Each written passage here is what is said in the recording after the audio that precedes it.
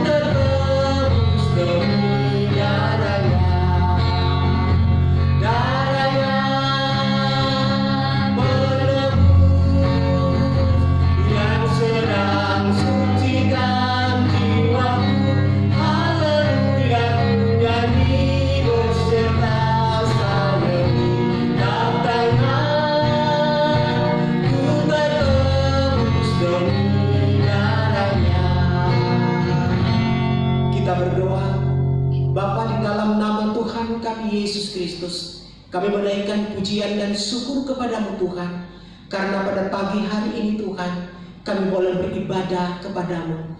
Kami mohon pertolongan dan kasih karunia Tuhan, boleh ada di tengah-tengah kami. Untuk itu Tuhan, kami membuka ibadah kami pada pagi hari ini. Dari awal pertengahan hingga sampai selesainya, kiranya itu jadi hanya di dalam nama Bapa, Putra, dan Roh Kudus. Amin. Bapak Ibu yang terkasih, pagi hari ini kita bersama-sama mendengarkan firman Tuhan. Mari kita membuka Alkitab kita dari 1 Petrus pasal yang keempat, ayat yang ke-15 dan 16. Janganlah ada di antara kamu yang harus menderita sebagai pembunuh atau pencuri atau penjahat atau pengacau. Tetapi jika ia menderita sebagai orang Kristen, maka janganlah ia malu, melainkan hendaklah ia memuliakan Allah. Dalam nama Kristus itu kita berdoa. Kami siap mendengarkan firman Tuhan. Mari Tuhan pimpin kami dengan kekuatan kuasa Roh Kudus, agar kebenaran dapat menjadi berkat buat kami. Di dalam nama Yesus yang punya firman kami berdoa. Amin. Pagi hari ini dari firman Tuhan kita mau belajar di bawah tema tentang penderitaan. Bapak Ibu, penderitaan mempunyai arti yang sangat luas. Tetapi saya memberikan pengertian dengan sederhana bahwa penderitaan itu kebalikan daripada kesenangan atau kebahagiaan. Jadi ketika setiap orang merasa ketidaktenangan atau tidak merasa kebahagiaan, disitulah kita bisa melihat bahwa ia sedang hidup di dalam penderitaan. Semua orang pasti tidak suka yang namanya penderitaan, tetapi semua orang mau berbahagia.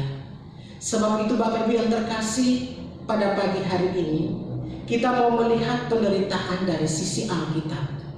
Alkitab pun mengajarkan tentang penderitaan.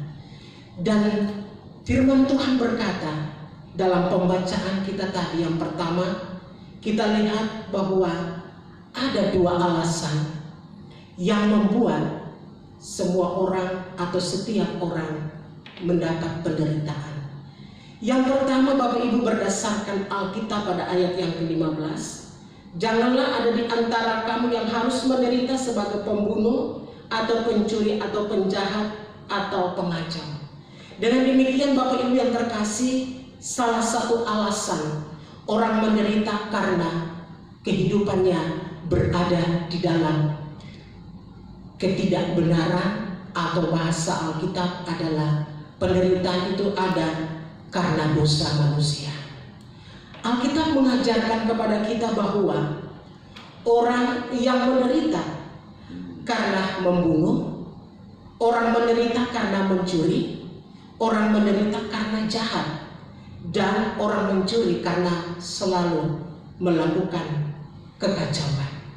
Itulah yang dikatakan dalam surat Petrus pasal yang keempat ayat yang ke-15 tadi. Dengan demikian Bapak Ibu yang terkasih, Alkitab boleh menunjukkan kepada kita bahwa mengapa orang berada di dalam penderitaan karena kesalahan sendiri, karena dosa. Seringkali banyak orang merasa penderitaan, dia menyalahkan orang lain, bahkan tidak menutup kemungkinan dia menyalahkan Tuhan karena penderitaan yang ia rasakan. Tetapi pagi hari ini Bapak Ibu kita lihat dari sudut pandang Alkitab bahwa orang yang menderita itu dikarenakan karena dirinya sendiri atau hidup di dalam dosa. Dan bagaimana caranya supaya kita bisa hidup di dalam kebenaran Tuhan? Kita tidak lagi hidup dalam penderitaan. Tentunya cara yang kita lakukan adalah kita mau datang kepada Tuhan.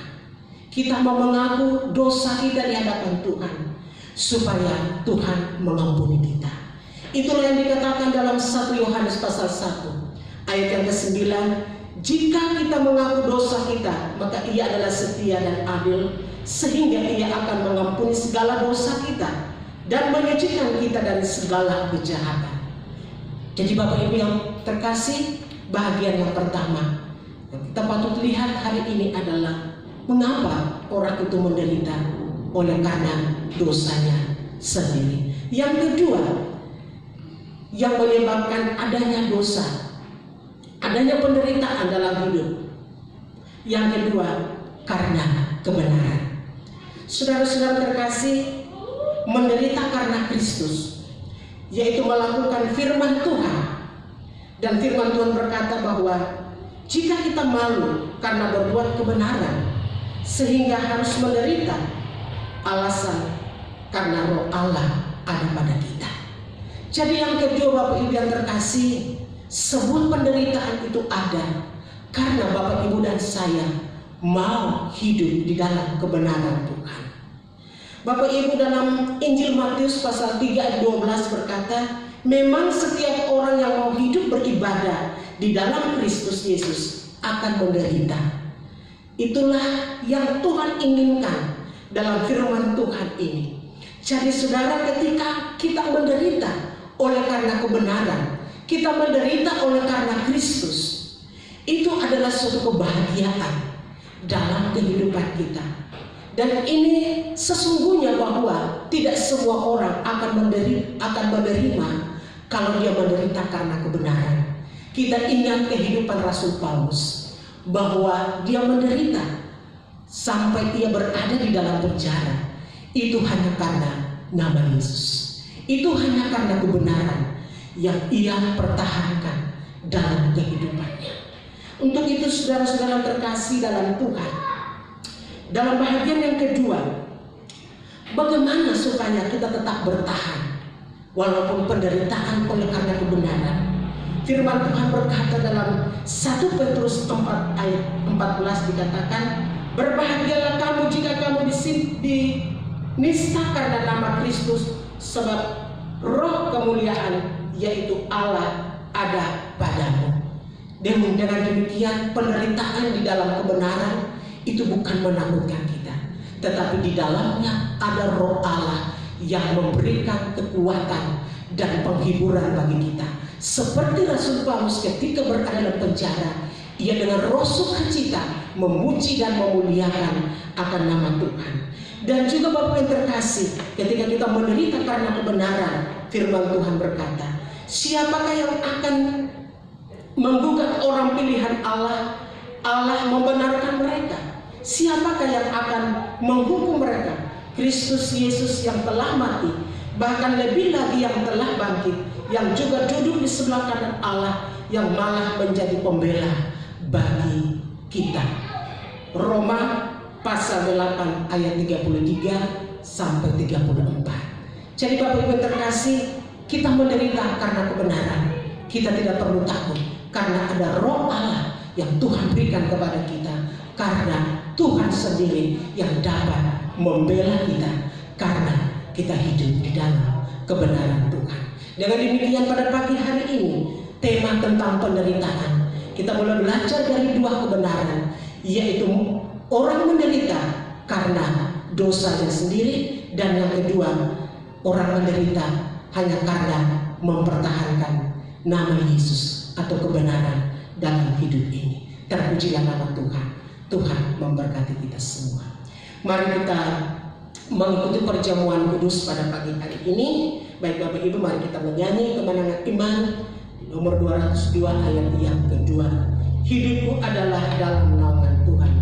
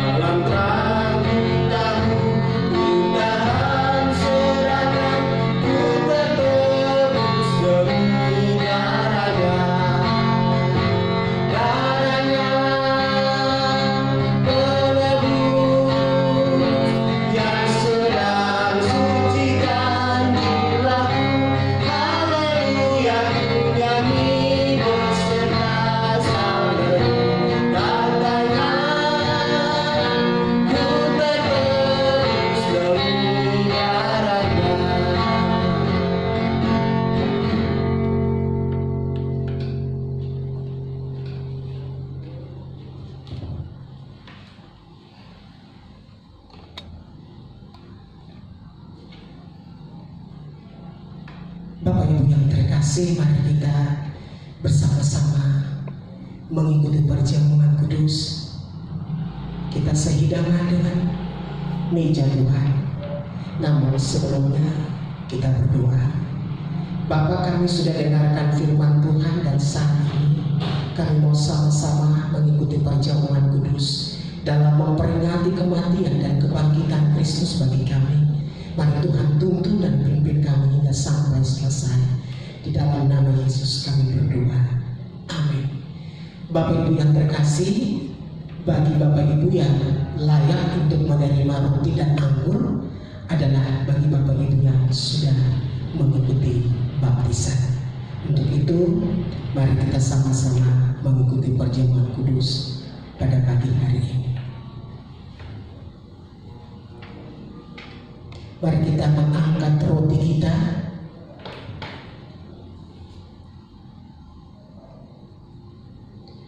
Dan Bapak Ibu, roti ini adalah lambang dari tubuh Yesus Kristus yang telah hancur untuk kita semua, menandakan bahwa kehidupan yang berdosa telah menjadi suci lewat tubuh Kristus.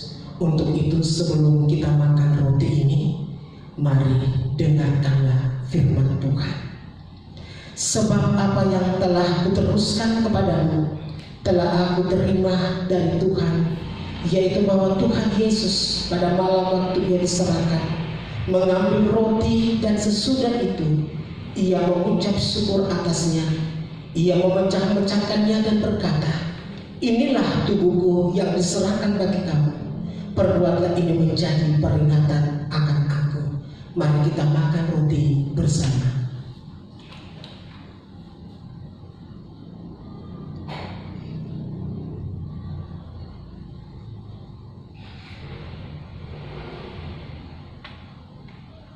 Mari kita angkat cawan kita.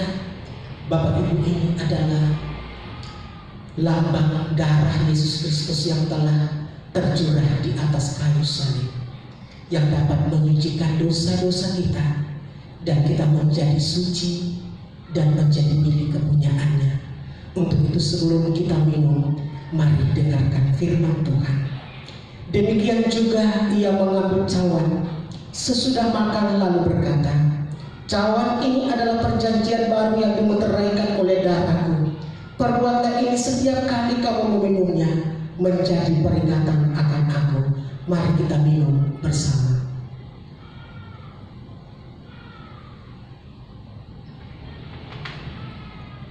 Kita berdoa.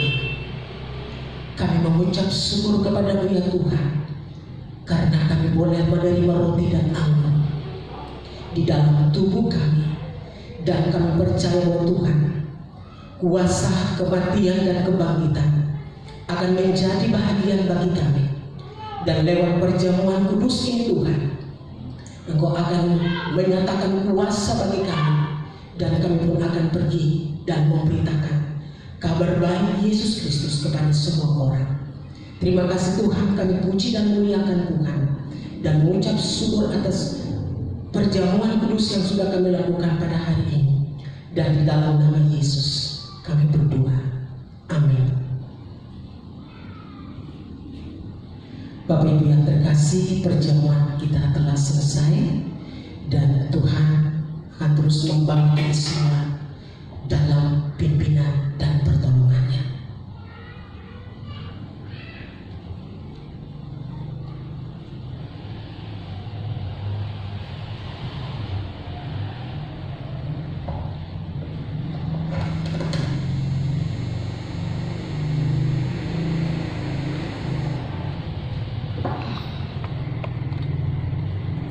Kita akan mengakhiri ibadah kita pada pagi hari ini, dan mari kita memuji nama Tuhan dan kemenangan iman nomor 202.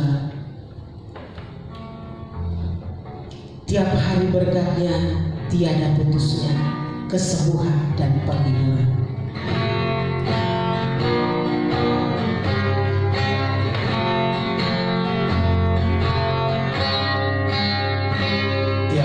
Hari berkatnya tiada putusnya, kesembuhan dan penghiburan.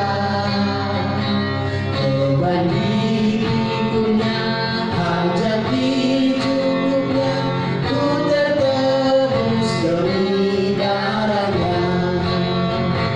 Darahnya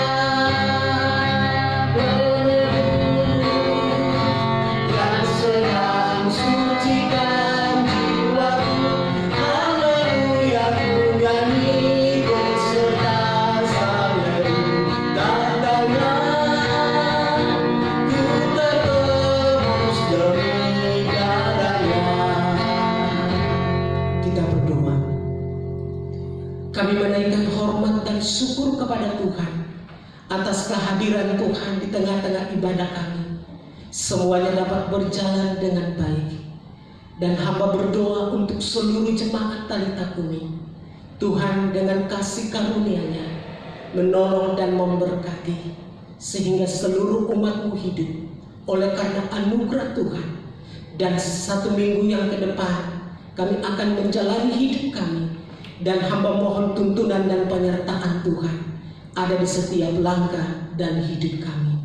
Terima kasih ya Tuhan, kami akan mengakhiri ibadah kami pada pagi hari ini dan minta berkat Tuhan turun atas seluruh jemaat Tuhan. Kiranya anugerah dan damai sejahtera Allah dan pimpinan di dalam Tuhan kita Yesus Kristus dan penghiburan kuasa Roh Kudus menyertai kita semua saat ini sampai Yesus Kristus datang pada kali yang kedua menjemput kita saleh-salehnya. Amin. Shalom, Tuhan memberkati kita semua.